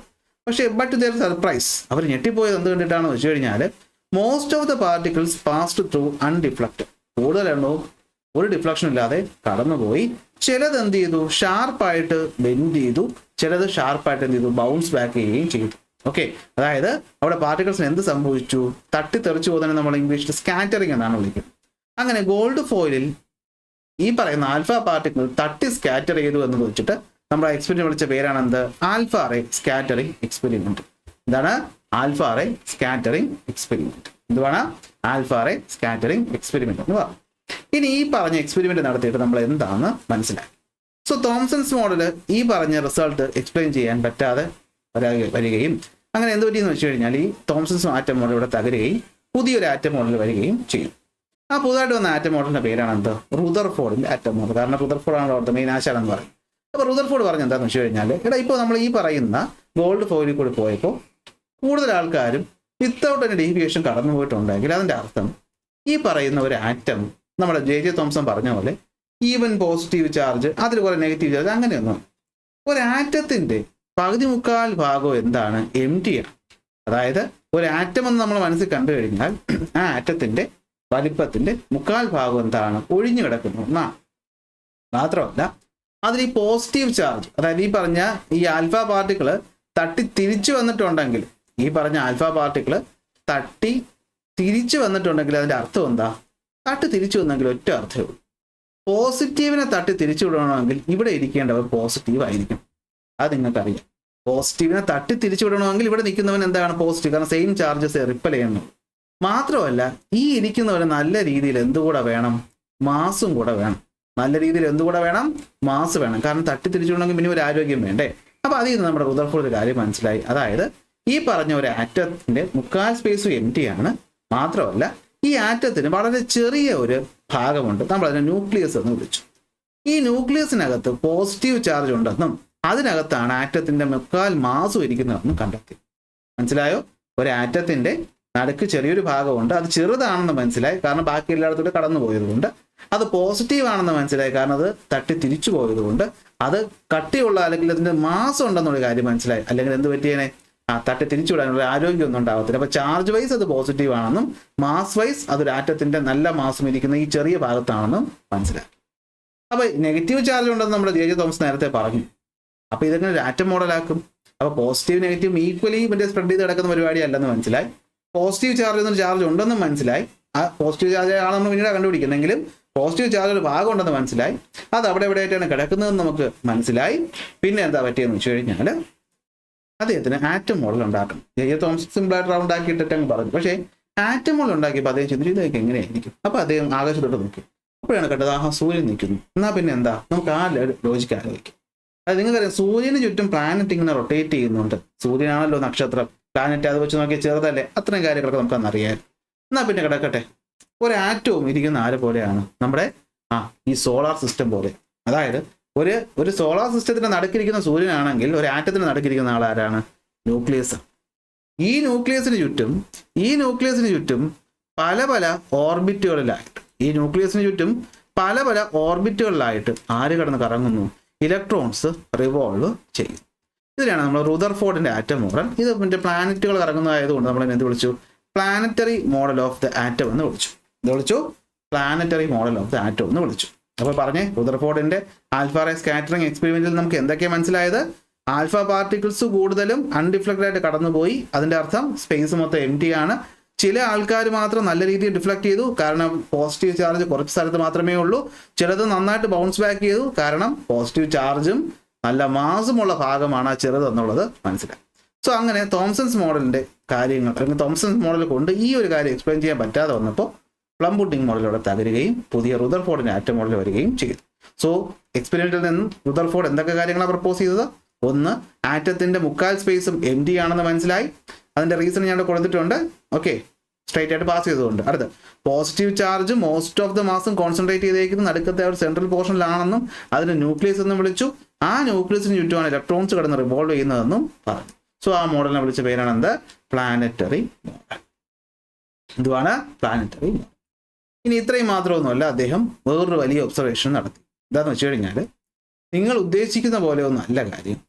ഒരു ആറ്റവും അതിന്റെ ന്യൂക്ലിയസ് എന്ന് വെച്ചാൽ നമ്മൾ വിചാരിക്കുന്ന ഒരു പ്രപ്പോർഷൻ അല്ല. അതായത് സിമ്പിളായിട്ട് കാര്യം പറഞ്ഞില്ല, ഒരു ക്രിക്കറ്റ് സ്റ്റേഡിയമാണ് ഒരു ആറ്റമെങ്കിൽ അതിന്റെ നടുക്ക് കിടക്കുന്ന ഒരു കുരുമുളകിന്റെ ഒരു തരിയുടെ വലിപ്പമേ ആർക്കുള്ളൂ? ന്യൂക്ലിയസിന്. കാരണം ആലോചിച്ചോക്കെ, ഇത്രയും വലിയ ഗോൾഡ് ഫോയിൽ വെച്ചതിൽ നിന്നും ആകെ ഒരെണ്ണമാണ് നമ്മുടെ പിക്ചറിന്റെ ഒരു ഇമാജിനേഷൻ വെച്ച് നമുക്ക് പറയാം, ഒരെണ്ണമാണ് തട്ടി തിരിച്ചു പോയത്. അതുപോലെ ബാക്കിയൊക്കെ എല്ലാം കടന്നു പോയപ്പോൾ ഭയങ്കര ചെറുതാണ് ന്യൂക്ലിയസ് എന്ന് പറയുന്നത് ഒരു ആറ്റം വെച്ച് നോക്കുമ്പോൾ. അതായത് ഒരു ആറ്റം എന്ന് വെച്ച് കഴിഞ്ഞാൽ അത് 10⁻⁻10 മീറ്റർ ആണെങ്കിൽ ന്യൂക്ലിയസ് എന്ന് വെച്ചാൽ 10⁻15 ഡിവൈഡഡ് ബൈ 5 പൂജ്യം എക്സ്ട്രാ വരുന്ന അത്രയും വലിപ്പ വ്യത്യാസം ഇവർക്ക് തമ്മിൽ ഉണ്ട്, അത്രയും മടങ്ങ് വ്യത്യാസം ഇവർക്ക് ഉണ്ടെന്നാണ് ആര് പറഞ്ഞത്?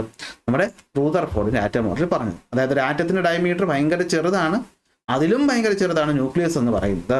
അതാണ് ഇവിടെ പറയുന്നത്. ഓക്കെ, ഒരു പെപ്പർ ഒരു സ്റ്റേഡിയത്തിൽ വെച്ച് കഴിഞ്ഞാൽ എത്രത്തോളം വലിപ്പം ഉണ്ടാവും അത്രത്തോളമാണ് ഒരു ന്യൂക്ലിയസ് എന്ന് പറയും. ഓക്കെ, അപ്പൊ ഇതാണ് എന്തെന്ന് പറയുന്നത്? നമ്മുടെ റുദർഫോർഡിന്റെ ആറ്റം മോഡൽ എന്ന് പറയുന്നത്. കൊള്ളാം, എല്ലാം സൂപ്പർ, എല്ലാവരും അക്സെപ്റ്റ് ചെയ്തു, അടിപൊളിയായിട്ടുണ്ട്, എല്ലാം സൂപ്പർ ആയിട്ടുണ്ട് പറഞ്ഞു.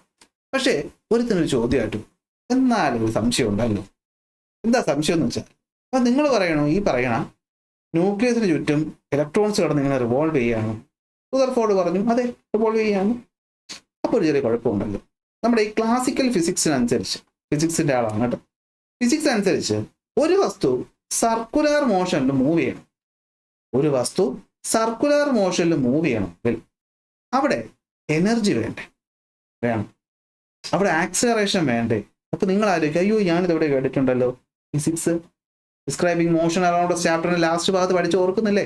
എന്താണ് ഒരു ഒബ്ജക്ട് സർക്കുലർ മോഷൻ മൂവ് ചെയ്യണമെങ്കിൽ അതിന്റെ വെലോസിറ്റി എപ്പോഴും ചേഞ്ച് ചെയ്യും. So there is an acceleration. This acceleration is called centripetal acceleration. ഓർക്കുന്നില്ലേ? അപ്പൊ ഇവിടെ ആരാ ഇത് കൊടുക്കുന്നു? അങ്ങനെ കൊടുക്കുന്നുണ്ടെങ്കിൽ ഇലക്ട്രോൺസിന് എനർജി നഷ്ടപ്പെടണ്ടേ? എനർജി ഉപയോഗിച്ചിട്ടല്ലേ ഇത് കറങ്ങുന്നതെങ്കിൽ എനർജി നഷ്ടപ്പെടണ്ടേ?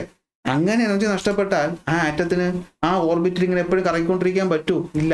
കുറച്ചു കാലം കഴിയുമ്പോൾ എന്ത് പറ്റും? അത് കറങ്ങി ക്ഷീണിച്ച് ക്ഷീണിച്ച് ക്ഷീണിച്ച് ക്ഷീണിച്ച് അത് ഒടുവിൽ എന്ത് ചെയ്യണം? ന്യൂക്ലിയസിൽ ഒന്ന് ഇടിച്ചു കയറി ഈ ആറ്റം ഇല്ലാണ്ടാവണ്ടേ? പക്ഷെ അത് നടക്കുന്നില്ലല്ലോ. അപ്പൊ പിന്നെ എന്തുകൊണ്ടാ? എന്താ ഇവിടെ നടക്കുന്നത്? എന്താ അതിന്റെ റീസൺ? നിങ്ങൾക്ക് പറഞ്ഞുതരാൻ പറ്റുമെന്ന് ചോദിച്ചു. കേട്ടു. റുദർഫോർഡ് പറഞ്ഞു അറിയില്ല, എനിക്ക് അത്രയ്ക്കൊന്നും അറിയില്ല, പക്ഷെ ഇങ്ങനെ ഉണ്ടെന്ന് എനിക്കറിയാം. അപ്പൊ എന്താ പറഞ്ഞത്? ന്യൂക്ലിയസ് ആണ് സെൻറ്റർ എന്നും അതിനകത്ത് പോസിറ്റീവ് ചാർജ് ഉണ്ട് എന്നുള്ള കാര്യം നമ്മൾ റുദർഫോർഡിന്റെ ആറ്റം മോഡലിൽ നിന്ന് മനസ്സിലാക്കി. നെഗറ്റീവ് ചാർജ് ഉണ്ടെന്നുള്ളത് ജെ തോംസൺ എന്ന് മനസ്സിലാക്കി. പക്ഷേ സ്റ്റെബിലിറ്റി എക്സ്പ്ലെയിൻ ചെയ്യാൻ പറ്റില്ല.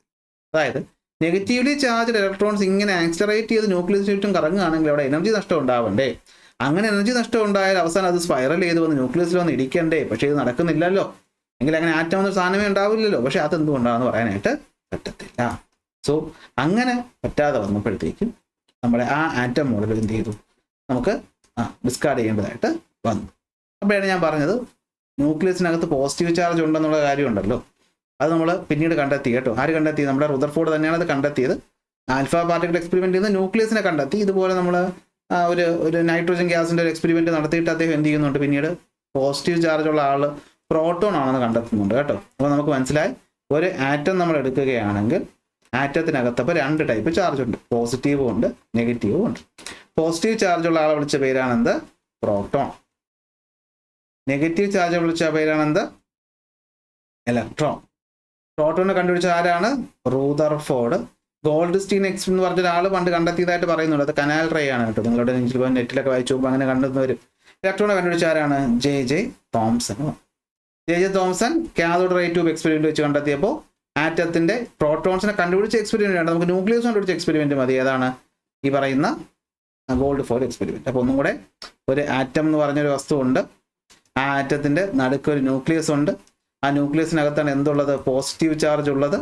ആ പോസിറ്റീവ് ചാർജിന്റെ പേരാണ് പ്രോട്ടോൺ. ഈ ഇരിക്കുന്ന ഭാഗത്തിന്റെ പേരാണ് ന്യൂക്ലിയസ്. രണ്ടിന്റെയും പിറകിൽ ആരാണ്? റുദർഫോർഡ്. എന്നാൽ ഇതിന് ചുറ്റും കിടന്ന് കറങ്ങുന്ന ആളുടെ പേര് ഇലക്ട്രോൺസ്. പക്ഷെ ഇലക്ട്രോൺസ് കണ്ടുപിടിച്ചത് ജെ തോംസൺ. ഓക്കെ. പക്ഷേ ജെ തോംസന്റെ മോഡൽ ഫെയിലായി, പ്ലം പുഡിംഗ് മോഡൽ, റുദർഫോർഡിന്റെ മോഡലും ഫെയിലായി. കാരണം ഇലക്ട്രോൺസ് ഇങ്ങനെ ചുറ്റും കിടന്ന് കറങ്ങണമെങ്കിൽ ഈ ഇലക്ട്രോൺസിന് എനർജി നഷ്ടപ്പെടും അല്ലേ? ആ എനർജി നഷ്ടപ്പെട്ടാൽ ഇത് പിന്നീട് കറങ്ങി വന്ന് ഇവിടെ വന്ന് ഇടിച്ചു വീഴുമല്ലോ. അതായിരുന്നു നമ്മുടെ ചോദ്യം. അപ്പോൾ ഇതിനൊരു ഉത്തരവായിട്ടാണ് ആര് വന്നത്? നമ്മുടെ ബോർ വന്നത്. Niels Bohr. ആരാണ്? നീൽ ബോർ എന്ന് പറയുന്ന സയന്റിസ്റ്റ് വന്നു. ഓക്കെ, ബോർ അടിച്ചു തുടങ്ങി കാണും ഇപ്പോഴേ ക്ലാസ്. സാരമില്ല, ഇതും കൂടി പറഞ്ഞു നമുക്ക് നിർത്താം. അപ്പോൾ ബോർ എന്താ പറഞ്ഞതെന്ന് വെച്ച് കഴിഞ്ഞാൽ, ഈ സ്റ്റെബിലിറ്റി പ്രോബ്ലത്തിന് സൊല്യൂഷൻ ഞാൻ പറഞ്ഞുതരാം. ഇപ്പോൾ റുദർഫോർഡിന്റെ ആറ്റം മോഡൽ എന്തുകൊണ്ട് ഫെയിലായെന്ന് എക്സാമിന് ചോദിച്ചാൽ നിങ്ങൾ ഇതാണ് എഴുതി വെക്കേണ്ടത് കേട്ടോ. ആൻസർ ഇവിടെ ഉണ്ട്, വേണമെങ്കിൽ സ്ക്രീൻഷോട്ട് എടുത്ത് വെച്ച് പഠിക്കാം, നോട്ട് തൽക്കാലം കിട്ടുന്നത് വരെ. അങ്ങനെ നമുക്ക് എന്ത് കിട്ടി? പ്രോട്ടോൺസിനെ കണ്ടുപിടിച്ചു. ആര് തന്നെയാണ്? റുദർഫോർഡ് തന്നെയാണ് കണ്ടുപിടിച്ചത്. റുദർഫോർഡ് എന്താ പറഞ്ഞത്? എല്ലാ വസ്തുക്കൾക്കകത്തും ആറ്റം ഉണ്ട്. ആറ്റത്തിനകത്ത് ന്യൂക്ലിയസ് ഉണ്ട്. ന്യൂക്ലിയസിനകത്ത് പോസിറ്റീവ് ചാർജ് ഉണ്ട്. ആ പോസിറ്റീവ് ചാർജ് കൊടുക്കുന്ന ആളുടെ പേരാണ് കുട്ടികളെ പ്രോട്ടോൺ. ഇലക്ട്രോണിന്റെ നേരെ ഓപ്പോസിറ്റ് ആണ് പ്രോട്ടോൺ. അതായത് ഇലക്ട്രോൺ -1 ചാർജ് ഉണ്ടെങ്കിൽ പ്രോട്ടോണിന് +1 ചാർജ് ആയിരിക്കും ഉള്ളത്. അല്ലെങ്കിൽ 1.6022 × 10⁻⁻19 കുളമ്പാണ് ഇലക്ട്രോൺ എങ്കിൽ +1.6022 × 10⁻⁻19 കുളമ്പാണ് ആരുടെ ചാർജ്? പ്രോട്ടോണിന്റെ ചാർജ് എന്ന് പറഞ്ഞു. പക്ഷേ പ്രോട്ടോൺ എന്ന് പറഞ്ഞു കഴിഞ്ഞാൽ എന്താണ്? ഇലക്ട്രോണിനെക്കാളും ഹെവിയാണ്, മാസ് കൂടുതൽ. അത് നിങ്ങൾക്ക് പിടികിട്ടി കാണല്ലേ, ന്യൂക്ലിയസിനകത്താണ് മാസ് ഇരിക്കുന്നതെന്ന് പറഞ്ഞു. അപ്പോൾ അതിനകത്താണ് പ്രോട്ടോൺ ഇരിക്കുന്നതെന്ന് പറഞ്ഞപ്പോൾ പ്രോട്ടോണിന് മാസ് ഉണ്ട് ഇലക്ട്രോണിനെക്കാളും. കാരണം ഇലക്ട്രോൺ കറങ്ങുന്നൊന്നുമില്ലല്ലോ, പ്രോട്ടോൺ കറങ്ങുന്നില്ലല്ലോ. അപ്പോൾ ഇലക്ട്രോൺ ആണ് മാസ് കുറവ്, പ്രോട്ടോണിന് മാസ് കുറച്ച് കൂടുതലാണ്. ഓക്കെ, അപ്പോൾ അത് എന്തായിരിക്കും? എപ്പോഴും ഈ നമ്പർ ഓഫ് ഒരു ആറ്റം എന്ന് പറഞ്ഞതിനകത്ത് നമ്പർ ഓഫ് പ്രോട്ടോൺ എന്ന് പറയുന്നതും അതുപോലെ നമ്പർ ഓഫ് ഇലക്ട്രോൺ എന്ന് പറഞ്ഞാൽ എപ്പോഴും എന്തായിരിക്കും? ഈക്വൽ ആയിരിക്കും. എപ്പോഴും എന്തായിരിക്കും? ഈക്വൽ ആയിരിക്കും. അതായത് പ്രോട്ടോൺ പോസിറ്റീവ് ചാർജിന്റെയും നെഗറ്റീവ് ചാർജിന്റെയും എണ്ണം എന്ന് പറഞ്ഞാൽ എപ്പോഴും എന്തായിരിക്കും? തുല്യമായിരിക്കും. അതായത് ഇപ്പോൾ സോഡിയം എടുത്തു കഴിഞ്ഞാൽ അതിനകത്ത് 11 പ്രോട്ടോണും 11 ഇലക്ട്രോണും കാണും. അതുപോലെ ഹീലിയം എടുത്തു കഴിഞ്ഞാൽ അതിനകത്ത് 2 പ്രോട്ടോണും 2 ഇലക്ട്രോണും കാണും. അങ്ങനെ ഇതെപ്പോഴും തുല്യമായിരിക്കും. ഓക്കെ, പിന്നെയാണ് നമ്മുടെ ബോർ മോഡൽ വന്നത്. ബോർ മോഡൽ പറഞ്ഞാൽ ഇത്രയേ ഉള്ളൂ. റുദർഫോർഡ് പറഞ്ഞതൊക്കെ ഏതാണ്ട് ശരിയാണ്. ഒറ്റ വ്യത്യാസം, ന്യൂക്ലിയസ് ഉണ്ട്. ന്യൂക്ലിയസിന് ചുറ്റും പ്ലാനറ്റ് കറങ്ങുന്ന പോലെയൊക്കെ ഏതാണ്ട് ഇലക്ട്രോൺസ് ഒക്കെ കറങ്ങുന്നുണ്ട്. പക്ഷേ ഈ ഇലക്ട്രോൺസ് കറങ്ങുന്നത് ഈ പാത്ത് ഒരു പ്രത്യേകതയുണ്ട്. ഈ പാത്തിനെ നമ്മൾ ഓർബിറ്റ് എന്ന് വിളിക്കും. എന്ത് വിളിക്കും? ഓർബിറ്റ് എന്ന് വിളിക്കും. അല്ലെങ്കിൽ നമ്മളതിനെ എനർജി ലെവൽ എന്ന് വിളിക്കും. എന്ത് വിളിക്കും? എനർജി ലെവൽ എന്ന് വിളിക്കും. എന്ന് വെച്ചാൽ ഇപ്പോൾ നമ്മൾ എന്താ പറയുക, നിങ്ങളുടെ സ്കൂളിൽ നിങ്ങൾ സ്റ്റുഡൻ്റാണ്. നിങ്ങളൊരു ക്ലാസ് ഇരിക്കേണ്ട സ്ഥലമുണ്ട്. എവിടെയാണ്? ബെഞ്ചിൽ പോയിരിക്കണം. നിങ്ങൾ പോയി ക്ലാസ് ടീച്ചറിൻ്റെ കസേരയിൽ കയറി ഇരിക്കും? ഇല്ല. ക്ലാസ് ടീച്ചറിന് ഒരു പദവിയുണ്ട്. ഈ ക്ലാസ് ടീച്ചർ നേരെ പോയി പ്രിൻസിപ്പളിൻ്റെ കസേരയിൽ കയറി ഇരിക്കും? ഇല്ല. അതുപോലെ ഓരോ ആറ്റത്തിനും അതിന് ചുറ്റുമുള്ള ഓരോ ഇലക്ട്രോൺസിനും ഒരു നിശ്ചിത എനർജി ഉണ്ട്. അവൻ്റെ എനർജി എത്രയാണോ അതനുസരിച്ചുള്ള ഓർബിറ്റിലായിരിക്കും അവൻ ചെന്നിരിക്കുന്നത്. അപ്പോൾ ഒരു ഓർബിറ്റ് എന്ന് പറയുന്ന സംഭവം ഉണ്ട്. അതിന് ചുറ്റും ഇലക്ട്രോൺസ് ഒന്ന് റിവോൾവ് ചെയ്യുന്നുണ്ട്. പിന്നെ ഇപ്പോൾ ഒരു കാര്യം പറയാം, ഇതും തെറ്റാണ്. ആദ്യമേ പറയാം, ഇതും തെറ്റാണ്. ഇത് കഴിഞ്ഞിട്ട് നമ്മൾ ക്വാണ്ടം മെക്കാനിക്കൽ മോഡൽ എന്ന് പറഞ്ഞുള്ളതാണ് ഇപ്പോൾ നമ്മൾ അക്സെപ്റ്റ് ചെയ്ത model.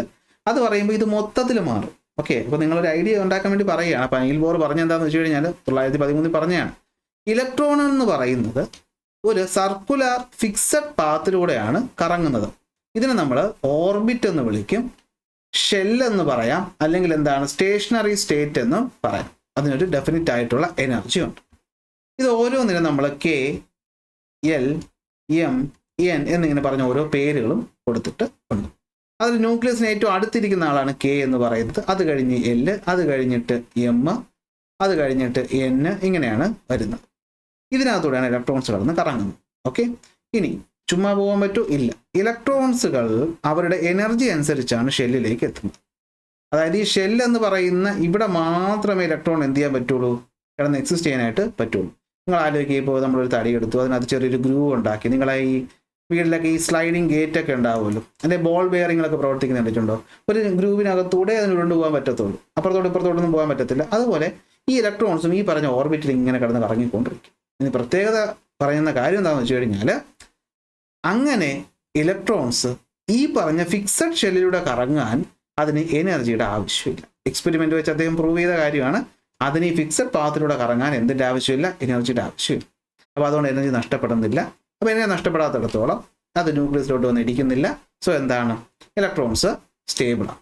So energy of the shell മുകളിലോട്ട് പോകുമ്പോൾ കെയിൽ ഒരു എനർജി, അതിനേക്കാൾ എനർജി ഉള്ളവൻ എല്ലിൽ പോവും, അതിനേക്കാൾ എനർജി ഉള്ളവൻ എമ്മിൽ പോവും, അതിനേക്കാൾ എനർജി ഉള്ളവൻ എന്നിൽ പോവും. എന്നിട്ട് പോയിട്ട് എല്ലിലുള്ളവൻ എൽ എന്ന് പറയുന്ന ഈ ഓർബിറ്റിൽ മാത്രമേ കടന്ന് ചുറ്റുള്ളൂ, അപ്പുറത്തോട്ട് ഇപ്പുറത്തോട്ടും പോകാൻ പറ്റത്തില്ല. എമ്മിലുള്ളവൻ എം എന്ന് പറയുന്ന ഷെല്ലിൽ മാത്രമേ ചുറ്റത്തുള്ളൂ, അപ്പുറത്തോട്ട് ഇപ്പുറത്തോട്ടും പോകാൻ പറ്റത്തില്ല. ഇനി ഇവിടെ ഉള്ളവന്, ഇപ്പം നിങ്ങൾ സ്കൂൾ സ്റ്റുഡൻ്റ് ആണ്, നിങ്ങൾ നാളെ പഠിച്ച് ബി എഡ് എടുത്ത് കഴിഞ്ഞാൽ നിങ്ങൾ ടീച്ചർ ആവാമെന്നുള്ളതെന്ന പോലെ ഈ എല്ലിലുള്ള ഇലക്ട്രോൺസിന് എനർജി കിട്ടിക്കഴിഞ്ഞാൽ അവന് വേണമെങ്കിൽ എങ്ങോട്ട് പോകാം? എമ്മിലോട്ട് പോകും. എമ്മിലുള്ള എനർജി കിട്ടിയാൽ എന്നിലോട്ട് പോകും. ഇനി എനർജി നഷ്ടപ്പെട്ടാലോ എന്ത് ചെയ്യാം? തിരിച്ചു വരികയും ചെയ്യാനായിട്ട് പറ്റും.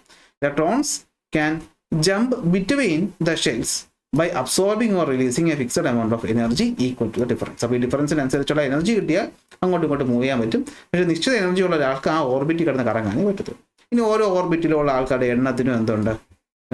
സിമിലാരിറ്റീസ് ഉണ്ട്. അതിന് കെ, എൽ, എം, എൻ എന്ന പേരാണ് കൊടുത്തതിൻ്റെ കാരണമൊക്കെ പറയുന്നുണ്ട്. നമുക്ക് അന്നത്തെ ആവശ്യമില്ല. അപ്പോൾ ഇതാണ് ബോർ മോഡൽ ഓഫ് ആറ്റം. ബോറടിച്ച കുട്ടികൾ ശ്രദ്ധിച്ച് കേൾക്കും. അപ്പോൾ എന്താണ് ബോർ മോഡൽ ഓഫ് ആറ്റത്തിൽ പറഞ്ഞത്? ഇലക്ട്രോൺസ് എന്ന് പറയുന്നത് അങ്ങനെ പ്ലാനറ്റ് ചുറ്റുന്ന പോലെ അങ്ങനെ ഓർബിറ്റ് ഏതായാലും കണക്കിലൊന്നുമല്ല. സ്റ്റേഷനറി എനർജി സ്റ്റേറ്റുകൾ അല്ലെങ്കിൽ ഓർബിറ്റുകൾ അല്ലെങ്കിൽ ഷെല്ലുകളിലാണ് സർക്കുലേറ്റ് ചെയ്തത്. ഈ സെല്ലെന്ന് വെച്ചാൽ എന്താണ്? അത് ഫിക്സഡ് സർക്കുലർ പാത്താണ്. ഓരോ ഷെല്ലിനും ഓരോ എനർജിയുണ്ട്. ആ എനർജിയുള്ള ആൾ മാത്രമേ ആ ഷെല്ലിൽ കാണത്തുള്ളൂ.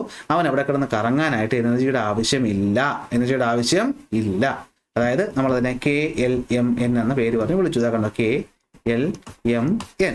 അടുത്ത് ഈ ഇലക്ട്രോൺസ് എന്ത് ചെയ്യാൻ പറ്റും? ഈ അലൗഡ് ഷെല്ലുകളിൽ കിടന്ന് കറക്കാൻ പറ്റും.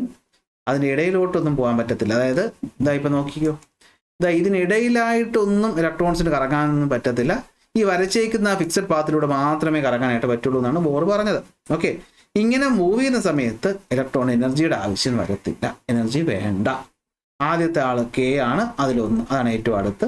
ഇനി ഒരിടത്ത് നിന്ന് മറ്റൊരിടത്തോട്ട് പോകാൻ പറ്റും. എങ്ങനെയാണ്? എനർജി അബ്സോർബ് ചെയ്തോ അല്ലെങ്കിൽ എനർജി റിലീസ് ചെയ്തോ നമുക്ക് എന്ത് ചെയ്യാൻ പറ്റും? അപ്പുറത്തോട്ട് ഇപ്പുറത്തോട്ട് പോകാനായിട്ട് പറ്റും. ഒരു ഷെല്ലിനകത്തോട്ട് ഇലക്ട്രോൺസിന്റെ എണ്ണത്തിന് ലിമിറ്റേഷനും ഉണ്ട്. ഓക്കെ, എന്താ പറ്റിയത്? റുദർഫോർഡിന്റെ ആറ്റം മോഡലുള്ള പ്രശ്നം, സർക്കുലാർ പാത്തിൽ മൂവ് ചെയ്യുമ്പോൾ എന്ത് പറ്റും? എനർജി നഷ്ടപ്പെടുമെന്നുള്ളതായിരുന്നു. അപ്പോൾ ബോർ പറഞ്ഞു എന്താണ്? സ്റ്റേഷനറി സ്റ്റേറ്റുകൾ എന്ന് പറയുന്ന കാര്യമുണ്ട്. അതായത് ഓർബിറ്റ് അല്ല, എന്തെങ്കിലും ഓർബിറ്റ് അല്ല, ഒരു സ്റ്റേഷനറി സ്റ്റേറ്റ് ഉണ്ട്. അതായത് ഒരുത്തൻ്റെ എനർജിക്ക് അനുസരിച്ചുള്ള ഒരു സ്ഥലത്ത് അവൻ എത്തിപ്പെട്ടാൽ പിന്നെ അവന് കറങ്ങാനുള്ള സ്പേസ് ഇവിടെ ഉണ്ടാകും. അവിടെ എന്ത് വേണ്ട, എനർജി ഇല്ലാതെ കറങ്ങാനായിട്ട് പറ്റും.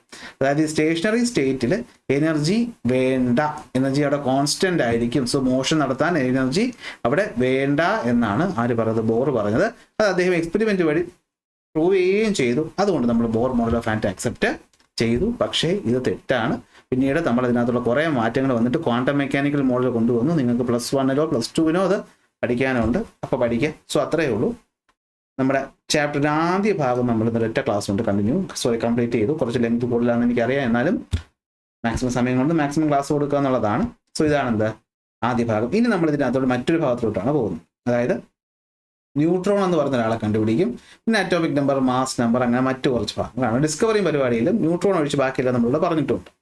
സോ അപ്പോൾ ഇന്ന് ഇത്രയേ ഉള്ളൂ. ബാക്കി അടുത്ത ക്ലാസ് പഠിക്കാം. സോ ക്ലാസ് ഇഷ്ടപ്പെട്ട ലൈക്ക് ചെയ്യുക, ഷെയർ ചെയ്യുക, സബ്സ്ക്രൈബ് ചെയ്യുക. അടുത്ത ക്ലാസ്സിൽ അടുത്ത ടോപ്പിക്കായിട്ട് കാണാം.